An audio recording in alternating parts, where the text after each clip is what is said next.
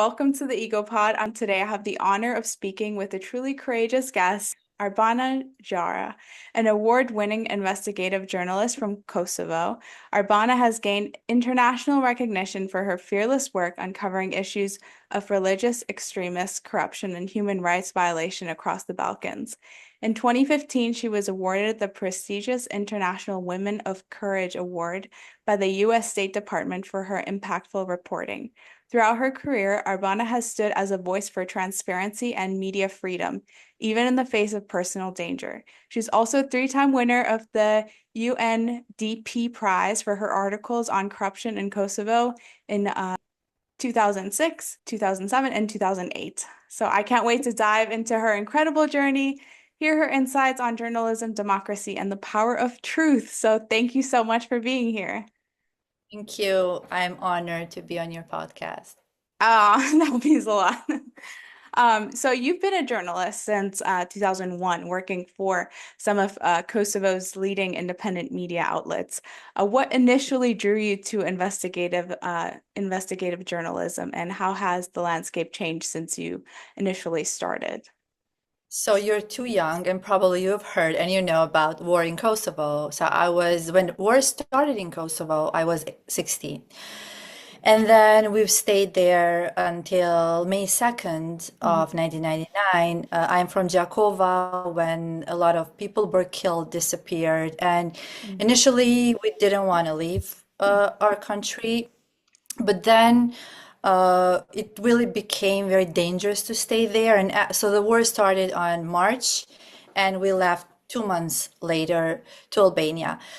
So during the war, which you can imagine, going through a lot of trauma, and I always share one detail. We were three sisters. I was the oldest one, Besiana and Johanna. I remember we were praying to be killed by bullet and not being massacred, because we were hearing that they were massacring people. Yeah.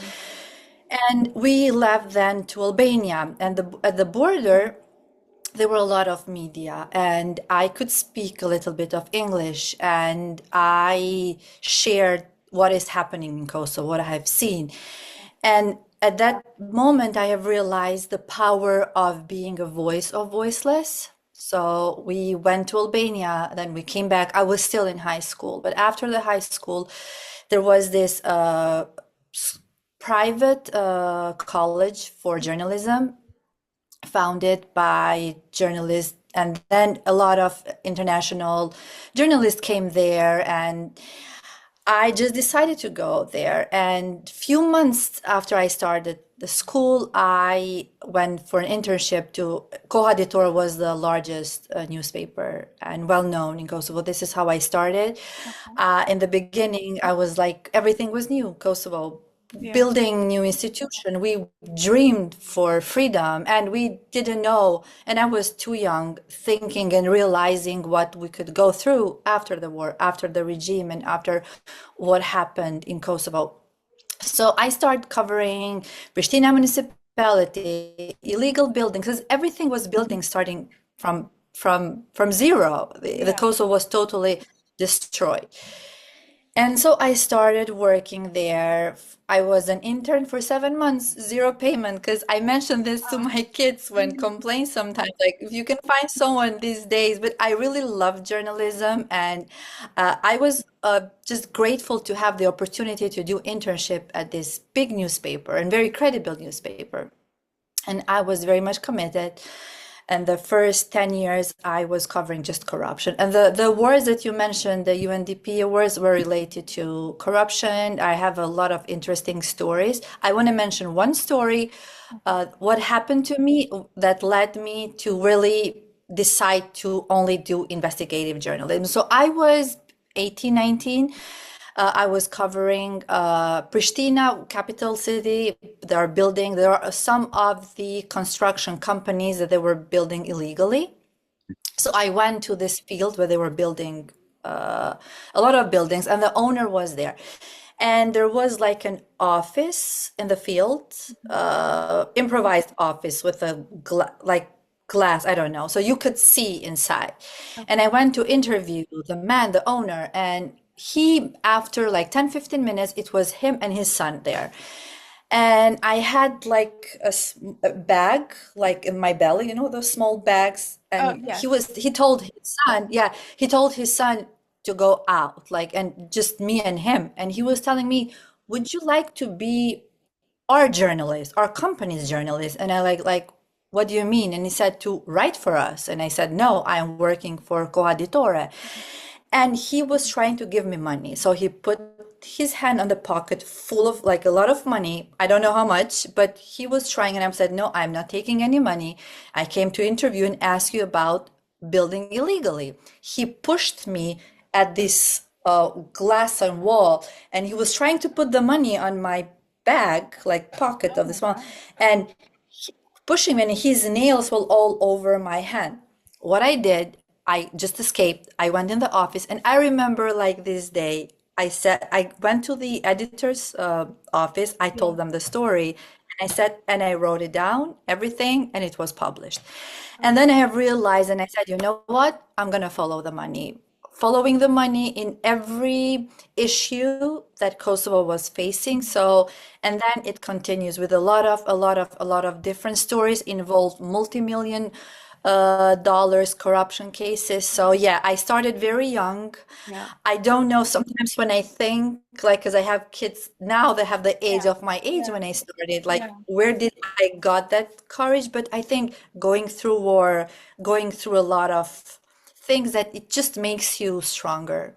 Yeah, it definitely does. Wow, that must have been traumatic for you to go through that as This a young was girl. this was nothing comparing to what happened later. Oh no, what I happened this later? was the so then I start really going after big scandals. So in Kosovo, if you want to build or do something, there are public tenders, which means Mhm. you open a tender and there are companies that bid for something. Yeah. And there was the whole privatization process, privatizing public. And so one time, one other story, which they sued me and sent me to court. So I was doing a story how businesses are supporting political parties during the pre-election campaign, giving money. Then those parties, when they came to the power, they were paying in return these Mhm. companies with the public tender. So they were giving job, which Yeah. means giving money from Kosovo budget. Yeah. So it was 60 million euros, won this company that won. And I had, because usually you have information through your sources, not necessarily all the time you have documents for everything. But in this case, I really had all the papers that will support what I was doing. And I published the story, how this company is involved with the government and politics into this scandal. And it was 60 million, which is a big amount of money. Yeah. And they sued me. Usually in Kosovo at that time, if you sue someone, you might probably wait for years until your case will come up to Mhm. the prosecutor or judge and deal with it. In my case, they called me in 5 days. Mm. So what happened? Of course, as a journalist, you just publish what is happening, and that a lot of organizations, especially international organization, they reacted. And some of them, they were based in United States. They sent a public letter saying that EU representative should keep an eye on this case because it's the journalists and the powerful people. It's not just a business, but it Yeah. involves politics. And they sued me asking $700,000 from me because, according to them, after the article was published, they couldn't sell. I destroyed the credibility and all that. So I went to court, and of course, I won the case but you never know, knowing that these powerful people have this much money, they could corrupt the judge. So Yeah. even though I was going to the court and having all the papers, I was not 100% sure that I'm gonna win the case. And the whole process was like month and month. I won, and then they were go to the appeal court. So there was these things that during my journey as a journalist, and then the other case again, they sued me, but the guy didn't show up at the court. So yeah, a lot Wow. of things happened. Yeah. In 2012, then, as I said, the first 10, 7, 8 years, I was focused on mostly corruption cases, Yeah. involved economy. And then, as your like whoever follows you and watches this podcast, they know that Albanians are, and the war in Kosovo was not about the religion. They killed Muslim, Catholic. So we were fighting for our freedom, and the war was not for religion or Islam or anything like that. So what happened in Kosovo after the war, a lot of on charity purposes, a lot of organization came from Middle East. So they were offering free English and computer courses to kids at the time, 7, 8, 12 years old, and asking in return to learn about Islam. And what happened, as you probably know, majority are Muslims, Yeah. but they just a small like number of people were practicing. And as I said, they were one of the most pro-American country. We were saved by Americans. We were so grateful to the Western world for helping us. So what happened? This organization started brainwashing kids. And every day you could see some voices, controversial imams going on social media, talking against the United States, and they start brainwashing kids. And and then in 2012, I won a fellowship to investigate what is happening in Kosovo, in Albania, in some parts of the Balkans. And then I went to London and I find out some money that was coming from there. I investigated for almost a year. And I have just realized that we were all focused on building our state, but not paying attention to something else was happening. And I was among the first, because there were some other my colleagues that did the story in this regard, but I was among the first to publish internationally on what is happening in Kosovo with all these groups. It was not easy because as I said, I went to London. I find out this Pakistan organization bringing money to orphans, building illegal mosques, and it became my personal cause. So since 2012, because I experienced war, I experienced living under Milosevic regime, and we dreamed for a freedom, and I couldn't just be silent in face of what is happening. Yeah. And knowing that Albanians are known as American allies, and they were trying to, and then in 2013 and 14, 300 men and women, all young, joined Islamic State in Syria at the time. One of the top terrorists were from Kosovo that went there to fight. And I just wanted to find out what is happening, why, how they are managing to brainwash, who are these groups. And honestly, it was a daily base work. But I always underestimated that something might happen to me in terms of they will sending these threats online, Facebook, social media. But when it becomes normality, you kind of don't take them seriously, right? Yeah. So then I start writing about illegal mosque, about Turkey, how they are buying assets in Kosovo. For example, in Prizren, they reconstructed this mosque and they just replaced the Albanian imam. They brought a Turk imam. So but I have to mention this That's also during sad. my Really bad. entire work as a journalist covering extremist religious groups, a great help, and I'm always thankful to the liberal imams, Albanian from Kosovo. They helped me with information because they were attacked by these extremist groups. So what I'm trying to say is that even Muslim imams, they were against what is happening. And that's what I was writing about. I was not writing about Islam. I was writing about extremist groups trying to take advantage of the situation in Kosovo. In 2015, I was awarded by the US ambassador. I was nominated for this award. So every year, State Department, they give awards to 10 women across the world for courage. In 2015, I was this award. I was nominated from Kosovo, but I won for the entire Europe. It was a great honor to be able, because when your work is recognized, you just know that you are in the right path, and especially recognized by the United States. And then going back in Kosovo, a lot of reaction. You are being paid by Americans to write, and you know how they build all this campaign just to try and silence you. Yeah. And as I said, I really underestimated what might happen. In 2017, I was very much active also, not just with writings. I was on TV just revealing what is happening. I was in Albania before that night. They find out where I live. They came, and I'm gonna send you the photos so you can show. They came and they draw the red cross next to my apartment when where I used to live.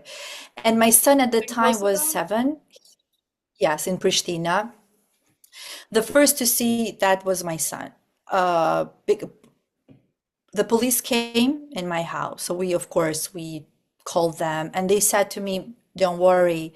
They're just trying to scare you. If they wanted to do something to you, by now they would do. This is just like a form to just keep you under pressure and to silence you, obviously. And when a police tells you something like that, of course, you're gonna trust them because they came, they saw, they and then after a few, like they send me a photo of a killed person, his head cut off, all blood all over. It was sent into my Facebook private DM and saying to me, "We know how much you love your own children, and we're gonna find them." Oh my God. Now, I cannot count exact dates, but everything happened within a few weeks. I went to Albania. It was a primetime TV show talking about how Turkey is building this mosque, what they are doing. At that night, I went back home around 1 o'clock in the morning, and I was brutally attacked at my parking garage. Now, yes, police came. I was sent to the emergency room, and then U.S. ambassador came into my. Everyone condemned what happened, Yeah. but no one really find out who did attack me. So that year, it was in May 2017. During the summer, I came for. So a lot of organization based in United States, they said to me, move out, you are in danger. And it's very hard because, as I've mentioned, I was very young when I started working as a journalist. I loved my country, otherwise I would not risk my own family for the writings that I did. And then I came here for a month. I stayed with my older son, and because it affected him a lot, because he was 12, 13 at the time, Yeah. and went back home hoping that they will do something in this regard. And what happened that night, so police didn't even take photos of my actual physical Oh condition my that God. they done. And when the US ambassador came in my house, so he brought this condemnation letter from the State Department at the time, and he came to visit me. And I told him, and I said, Ambassador, I'm really concerned because Kosovo police is not taking seriously my case. They didn't do anything. And they just at the emergency room, they were just asking me, and I was on the shock at the time, at the right moment Yeah, I after mean, the attack. that's a lot that's happened. Exactly. Yeah. And then US ambassador spoke with the head of the police, and they sent me a team in my apartment. They took a photos and they asked me questions, but really never never find out who did it. And so as I said, I came in the United States and I went back because I didn't want to leave. Like but I knew that why would they do this? To silence me. Yeah. And they and it was very sad because at that night I was at the ER, and then tomorrow, yeah, I started reading the comments of the people saying she should have been killed, she deserved this, and it is hard to read all this. Yeah, physical pain, it is physical pain, but it's mentally what you go through, despite spending over a decade on being, I didn't see my kids growing up working with so much commitment and then happening something like that. And it was not easy also for my kids to see me in that situation. And then I have realized that the prosecutor that was hand my case, he was not experienced in this regard. He used to treat the traffic cases, and then how he's going to deal with which was much more complicated Yeah. than what he was dealing until that. Then in 2018, I decided to leave because for that year, within a year, I just stopped sending my kids to the soccer. And I just remember one day my oldest son, Andy, was 13, was playing like, how do you call it? So we had apartment, so he was playing outside. And my dad was there with him. And I went on the balcony and just let my dad, where is Andy? And he said, he was on our way upstairs like 30 minutes ago, but he was not.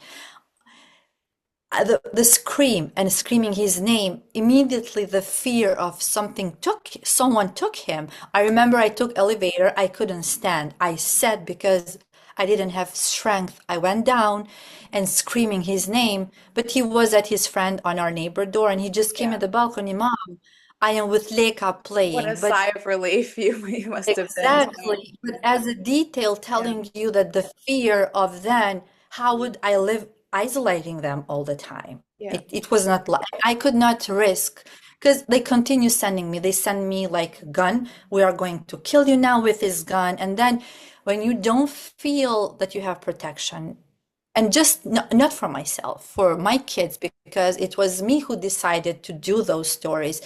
And then I decided to come in New York. So it was, yeah, early 2018. So since then, I live here with my kids.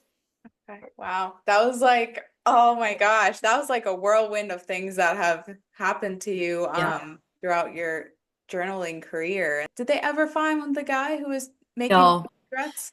no, a few times journalists reach out, but now no one really talks about this case anymore at all. Wow. Okay. No, Wow. Is because that other journalists as well have been attacked, and so Mhm. it continued. And it is very sad. It is very sad because when you don't have the door, the only door open for me was US Embassy Mhm. and diplomats there. I had times before the attack, there were diplomats, they were saying to me, come with your kids, stay at our home if you don't feel Yeah. safe. I could go there and talk to them, but it's difficult because you need the protection of the police, you need the Yeah. protection of the court, you need the protection of your own country. So that was the reason we're the kids. I just couldn't bear something to happen to them because of my work. Yeah, but even since then, for other journalists as well, for other people who are being threatened, and police doesn't really do anything. No, there are so many of my colleagues were brutally attacked. So Mm, they are all international reports, but really nothing. And it's very sad because, especially on this regard, when it comes to stories that I've covered, you don't see much covering because I understand why do they have to go through what I've been through. yeah. It's not easy to write about when it involves religion Mhm. because you get more reaction. You get so it's just it is sad. Honestly, I don't remember when was the last time that I read a story, and it was before me and a few of my colleagues who also left Kosovo. We used to do a lot of stories about these extremist groups, and they are still there. They Yeah. are still there. And when you do not read stories, Mhm. then you think that situation is it's better. No, it's not. It's not because I'm getting a lot of information, but I'm not there. So I cannot write from here about Kosovo. I can write opinions and I can raise my voice, but you need to go on field and investigate what is happening. And there is not much investigative reports in this regard.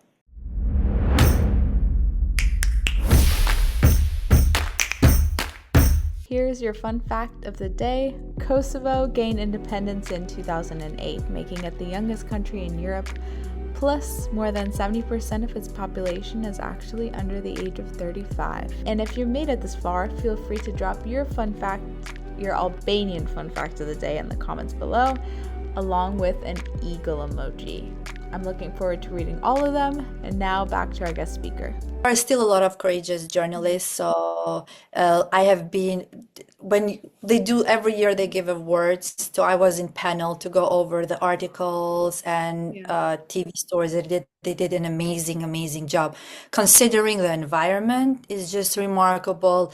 And what I'm seeing every day, you have more females becoming journalists. Yeah. And this is very, very, very important. So their number is much higher comparing to at the time when I started. And the mentality is changing. This is very good. Because I remember at the time I was often on TV and whoever was in studios, most of them were men, and I was the only woman. And there were so many reactions. Oh, you have to stay home with your kids, or this kind of comments of the people. But now you see Definitely not more. nowadays. Yeah. Oh, now you see more more women. More There independent. are very, very brave. But unfortunately, as I said, they don't live in an environment when you could feel safe. So, but even though when I got here, so I would like to jump a little bit on, I used to come in the United States very often, at least twice a year. World when as I said, I was also writing about economy. So World Bank meetings, IMF meetings, a lot of events I was invited. And everyone asked me why you've decided to move to United States and not somewhere else. Because as you know, it's not easy here to survive as a single mom. While in Europe, they provide you with everything. So here you have to work two jobs in Yeah, order to be able yeah, to survive. And raising kids in New York is not easy. But I kind of felt because this country has awarded me, I knew people here, I knew people in the State Department, and I know that they know my story. They know what I've been through, they know what I was writing. And I knew a lot of organization here because I didn't want to stop writing and raising my voice. So I've met Alan Ben Mir. He has an institute. I've met him before I decided to move here. So he had an institute covering Middle East. hmm, So, and then as soon as I came here, we started writing, publishing more about the Balkans. And he really switched his focus a lot on Balkans. So now we have so often writings about Kosovo, Serbia, what is happening there. So, and then we have a lot of published articles and other across the world. So yeah, since then I've been working for this think tank, but I'm also a part of other organization when I've expanded the network with the women that come from all across the world. So the award that I received, there are women from Iran, Afghanistan, different parts of Africa. So then I have realized that no matter where we come from, we really share the same problems. yeah. So I'm trying now to attend a lot of as a in the different panels to raise awareness on this issue. Soon I'm going to start also with my own podcast, but it's going to be more focused on women Okay. because it's just amazing to see how courageous women are and where they live and what they go through hell and still Yeah. they have the strength to Yeah. continue and speak up.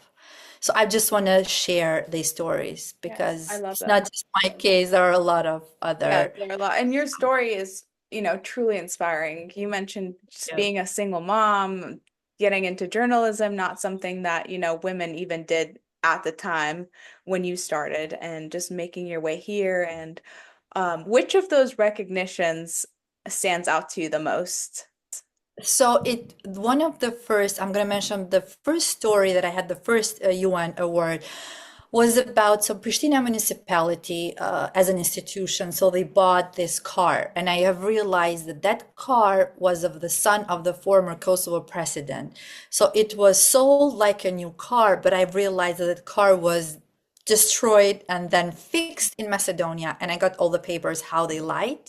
And Oh, basically, it was a public money misused. yeah. And yeah, this was the whole thing. And I went and I got all this information, and it involved the son of the former president because they come from the same political party of the mayor that was at the time the mayor of Pristina. So this was the first story and it was just it gives you, it pushes you more to continue when you know that you have been recognized Yeah, internationally. it does, yes. The second story was about nepotism because everywhere in the public institutions, if you were like having a manager position, they were employ the entire family, like not one person, I've heard so of many. that too. Yeah, that's And I oh had my a God, the story things and they I do said, and something. I had a story and I said, if a funeral, if someone dies, that no one will go to work because they are all Oh yeah, relatives. Yeah. So I yeah. put all the names. So they were these stories. And then, but the story that the award that I have received at the State Department, and I had the opportunity to go to the White House and the met with the First Lady at the time, Michelle Obama. Oh, It was nice. like me, yeah, bringing Kosovo. Like, even though there were stories about how young men and women are joining Islamic State, but still you have journalists that are fighting. You have, and being recognized by the country that basically saved me when I was a teenager and going through the hell during the war, and then recognizing my work. And then, because I always share this, like I've been saved twice during the war, and then when I came here with my kids. So I was 35 when I came, and Andy was 13, my older son, and my youngest son was 8. And just crossing the ocean, not knowing what to expect, because coming as a journalist and as a tourist is different, but living Oh here yeah, is a yeah, different. for sure. This is a whole Yeah. lifestyle change from what you're used to. Exactly. And then it's just different because back home I had my family and Yeah. here I had my sister, but still you have to think about everything. The school, and for me, education is very, very important. And then pandemic happened and I had the time, more time to be with them, and because they complain you are a very tough, tough mom. But my older son managed to go to Penn State, which Oh, he came congrats. here. Yeah. Yeah, and the thank you. And the youngest son, he got into the two best acting school, LaGuardia and Frank Sinatra, Oh, for wow. high school. Congrats to both of Was them. I was Successful sons. no, thank you. I really focused also on them during pandemic, working from home, but I said, you know what? They are the reason I'm here.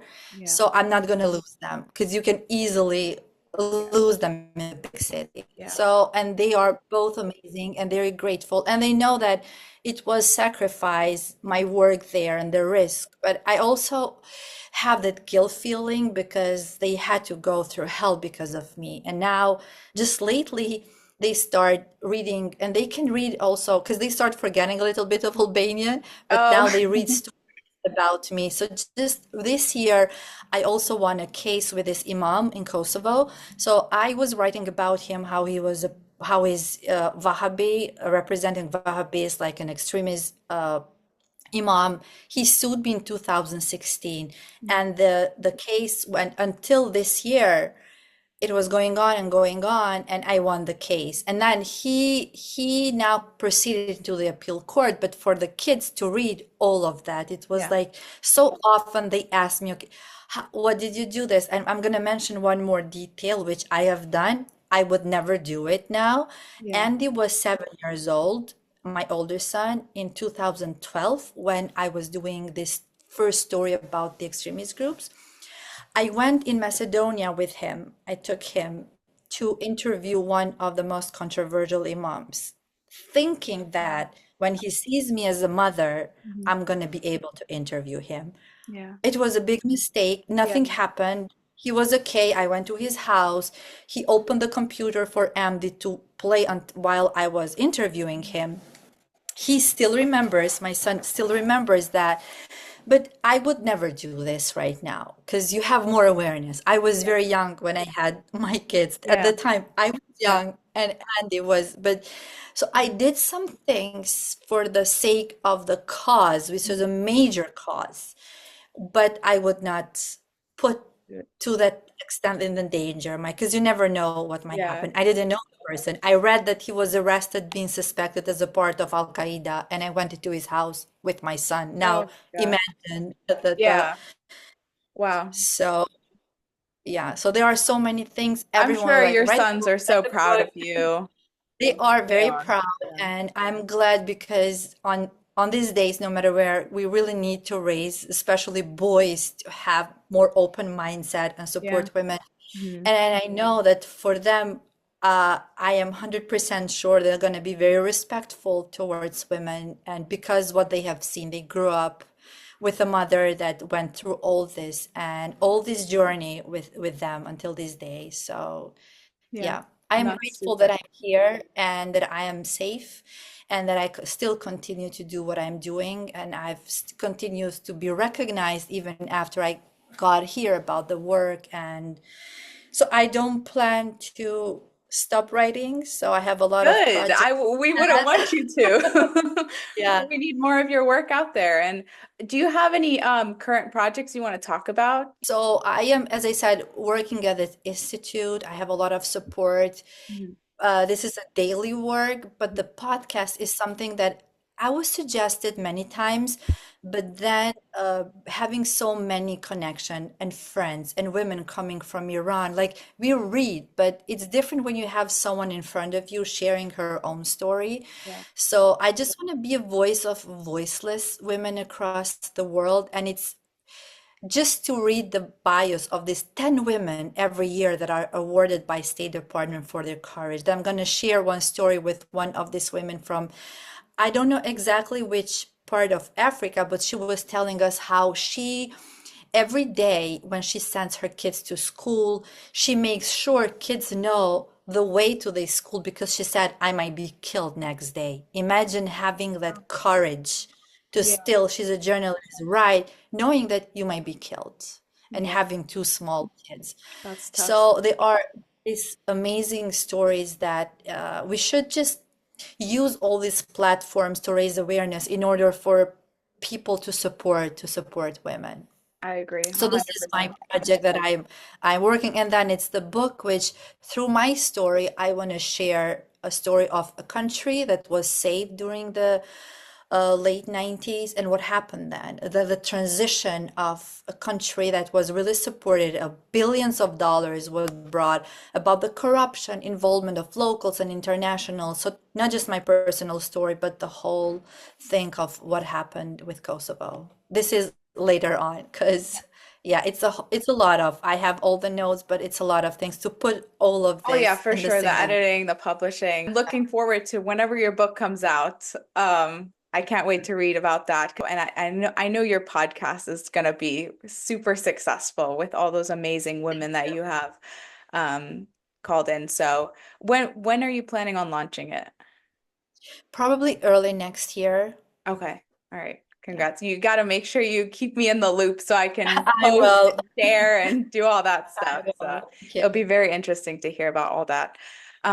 Last question, before we go on to, well, I guess two questions before we go on to our rapid fire round.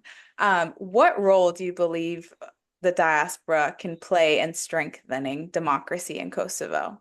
I have few criticism, but because I came 6 years ago, Yeah. and I know what happened while I was there. They have seats in the parliament, and I know they had a lot. They made a huge contribution into our cause. They spent billions of dollars. They made connection with the congressmen, senators.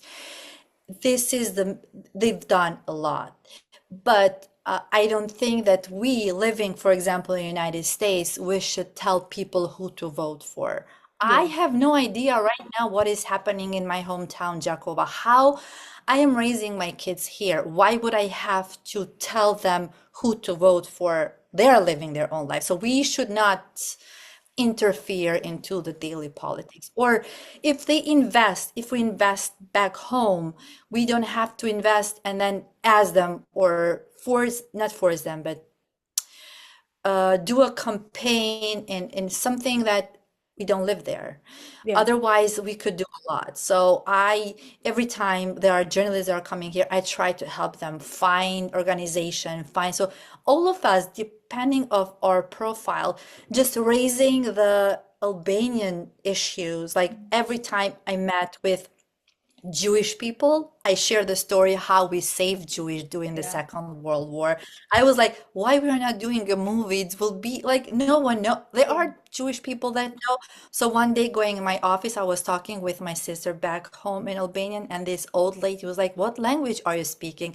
And I said Albanian, and she was like, do you know that Albanians saved Jews during the Second World War? And I said, yes. And she said, I lived during the Hitler time. And she said to me, thank you so much for saving Jews. Aw, Like, I love know that. how it made me feel. And she said, why did you do that? And then I talked a little bit about the Besa. So when you give Besa to someone, you would like hand in your kit, your own kit, rather than Jews that they were saved. Yeah. So, as I said, there are different ways that we can bring investment in Kosovo if we have connections. So there are different ways based on, again, our profile. So I try to use when I attend events and when I see people that really have an impact, and I always tend to make this like draw a line of how we are really grateful, how we are pro-Americans. And Yeah. this is not just recently, it's been historically.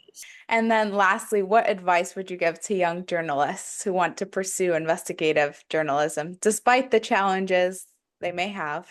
But You need you need to you can feel it if you can do it. It is not the job that brings you financial stability, first of all. You have to know, as I said, 7 months I did internship with zero payment. Yeah. Credible journalists, independent journalists cannot be rich from this work. Like if you see a journalist that have a house with a pool, you know that that journalist is not that independent. Yeah.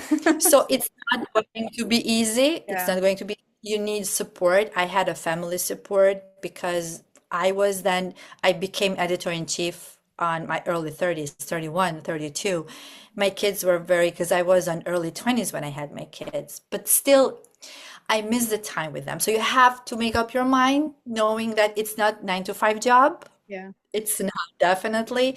You need to have passion. If you don't have passion, you cannot be a good journalist. You can cover daily things, but if you want to be investigative journalist, you need to have courage because even here, wherever, if you go after some big names people, Yeah. of course you're gonna be facing threats Yeah. and no matter where, not just in Kosovo, Yeah. also in the For United sure. States. Yeah. So you need, first of all, to have passion and that will give you strength and courage to continue. And definitely you need support. Yeah.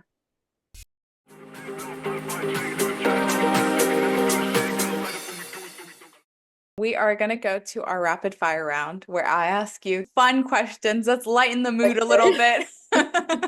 Okay, go ahead. All right. So, favorite Albanian dish? Flea. Mm. But I cannot eat anymore because I became gluten sensitive after I came here. Uh, So if I will die to eat flea, I would eat every day. yeah, So I love foodie. What is a book? Do you have a book that's influenced your perspective on journalism? Any particular? yes, not on journalism, but influence. Like one of this is Turkish, Orhan Pamuk. So because it talks about the secularism in Turkey, Hmm. because also Turkey faced a lot of this switch from secular to more religious and what happened. Hmm. So I started writing. I'm talking about now, not Albanian, because Ismail Kadare was my favorite ever. But Orhan Pamuk, because it's a very important when you find the cultural similarities to Hmm. where you grew up. So I grew up in Jakova, where a lot of diversity, cultural diversity. Through his books, also, I could see what might happen when the religion takes over the Yeah. state. So the consequences, and now see what is happening in Middle East. We know Iran, what happened in 79 after these extremist groups came into the power. But Ismail Kadare definitely it's my favorite. And I remember I was at the sixth grade. My dad will buy all the books of Ismail Kadri, and we were forced to read it. Yeah. But I was at the sixth grade when I read this one of his book called Shkaba. And Shkaba is this bird that leaves the country. And on his journey to the other country, starts eating his own flesh because it's hungry. And it's just Interesting. incredible. Like I left my country, going through hell there, and then going a lot of trauma and processing. And it's just amazing how you just draw all this line and books and movies that you have seen, how much they impact you Yeah. psychologically. Oh, yeah, So for sure. yeah, these were two, and yeah, and then when it comes to my who inspired me, as you mentioned, book, it was journalist Christiana Mampour. Mhm. She inspired me as a journalist, and she will travel a lot as a correspondent, and she has a team of journalists reporting from war, but it also war in Kosovo. And as I said, speaking at the border and I was surrounded with all the journalists and media, and then I didn't see myself on TV, but they saw me because we were going to the camp, and then I couldn't see the interview. Just later on, I Yeah. saw many years after I find out that the AP, that small Oh, part while I was talking during the war. oh, that's so cool. Yeah. Were you like, hey, that's me over there? I Yeah. never. All right, what are you most passionate about outside of journalism? I think movies. That's why, because my son sometimes was like, "You always wanted to be an actor." So as when I was very little, and it's just weird because we didn't have ballet at the time. But my mom said that I was 5 years old when I was doing ballet home, and then we used to watch a lot of movies like all the time. And it was like wherever we go to our family, we were all sitting in front of the TV and watch. So I wanted to become an actress. It was so funny because my dad would say to me at the time, if you want to become an actress, start in Tirana in Albania. It was so funny because why in Albania? So yeah, still like when I go with Artie, I just memorize all the monologues that he have, the text. So when we go to the audition, I am so involved into because he Oh, was very young when he yeah, started. He was 6 yeah, when he was a part of this movie in Kosovo called Aga's House. This was into a few years ago. So, and yeah, it is movie. It's and I think it was always. And I'm still an introvert. yeah. I was very shy, but I just have this, I am not shy when I talk in front of people. I don't mind speaking in front of thousands of people, but I don't interact a lot with like my neighbors, or I'm very much introvert. And I was reading the other day, how can you be an extrovert and an introvert at the same time? But yes, film is my passion. Then if you could change one thing about media landscape today, what would it be? First of all, I know that even here, there is not print media anymore, and I just want to bring this detail because I always worked for newspaper, and I just miss the time. You know, the feeling of being published in the front page, and the power of print media. Because today, online, you have everything, and you really don't. It's hard to trust the source. You Yeah. read everything, but you have just the main media like New York Times, Washington Post, CNN. You have to see the source, but it really, I don't know, it changed a lot. In 2007, I was for the first time in the United States in Missouri. We were sent to this journalism school, and they were telling us online world is coming, websites and all that. And then yes, we switched back home, but really it was different. The impact that the story had published in the newspaper, what everyone will talk about, you don't see that anymore. Yeah. So yeah, Yeah. that was it's missing.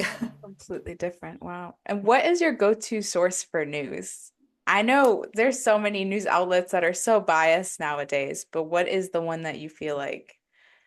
As I said, there are a few more credible sources, which is CNN, Washington Post, Reuters, AP, Al Jazeera. They do a lot of work in Middle East. There are some other than institutes that I look after to read more of the in-depth reports. So they are mostly based here, but also in Europe. But there are just a few of them. Every time we need to do a research, so I make sure that we get source from this media outlets or institutes.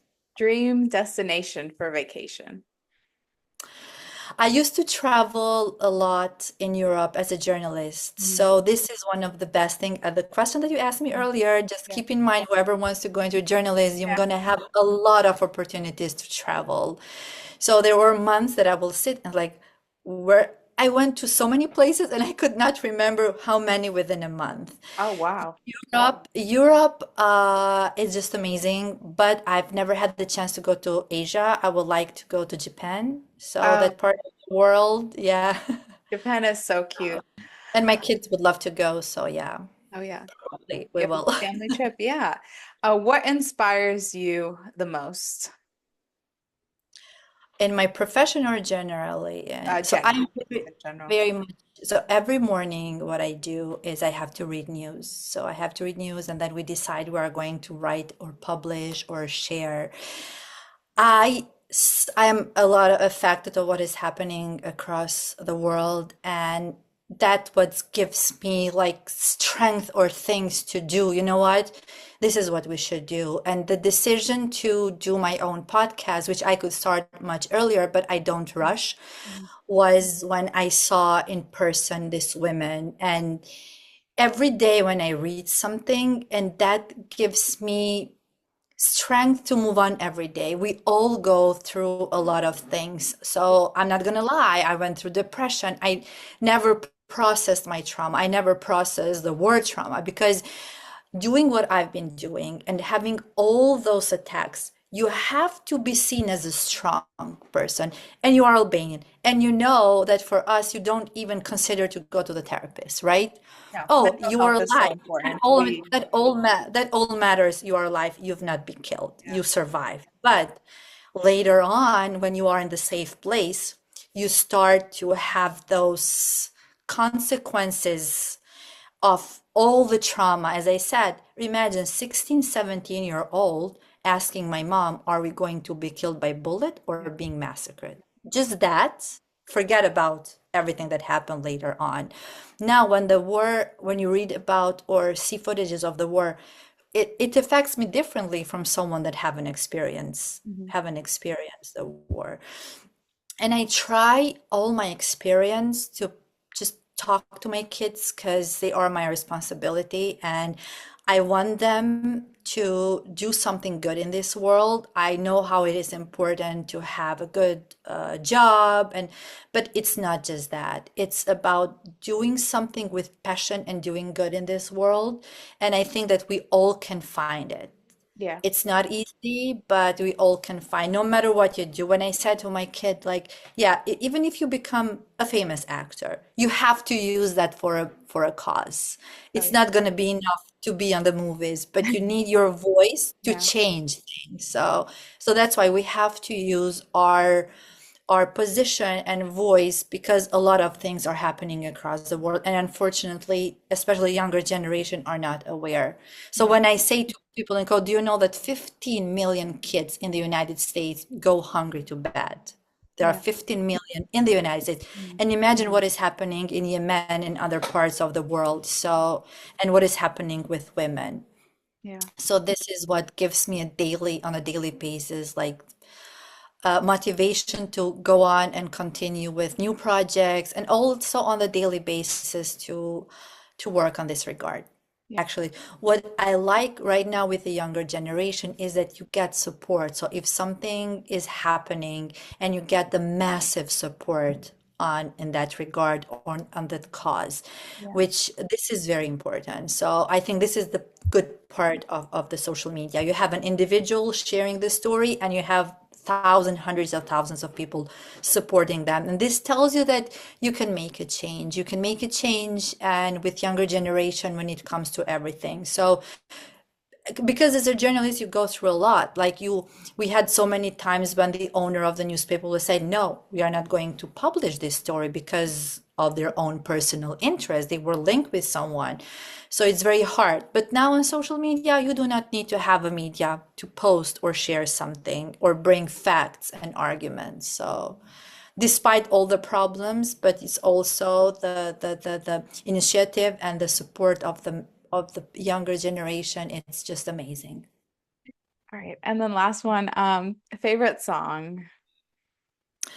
Oh my God. So as I said, my so it's not just song, but I just like Adele a lot. And Okay. my son, how don't you get bored to just listen to all over and all over?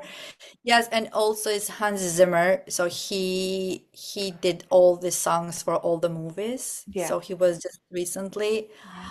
I just it blows my mind. How could he make this music? Just it's amazed me. So Hans Zimmer lately, not lately, a couple of years ago, like when I drive long destination, so it's just mind blowing Yeah. how he do all of that. Yeah. And I just read one comment saying that Hans met the God or whatever is out there, Yeah. definitely, because uh, for a human being to be able to make that music is just amazing. Yeah. He did the soundtrack to Interstellar, right? That too. That's what Yes. I remember. I was Yeah. obsessed with that So soundtrack. all the movies, Gladiator and all of that, Oh, he made wow. Okay. music. Yeah. Awesome. All right. Well, Arbana, thank you so much for being on the podcast. Your tireless work in investigative journalism has not only brought critical issues to light, but has also served as an inspiration for other journalists and activists and truth seekers in both Kosovo and around the world. Thank you so much for, sharing your story and being such an inspiration to everyone because what you've gone through and your courage to, continue doing what you do is just amazing. So thank you. So much. And also, you are doing your podcast and you are bringing all these voices. So, you're also doing an amazing job. And it's very important for supporting Albanians because there are so many people here that are doing amazing job in so many fields. So, you're also doing a great job. So, Yeah, thank you thank so you. much. And it was my honor to be on your It podcast. was my honor, and I can't wait for when you have your new book come out and your podcast as well. And like I said, I know it's going to be great.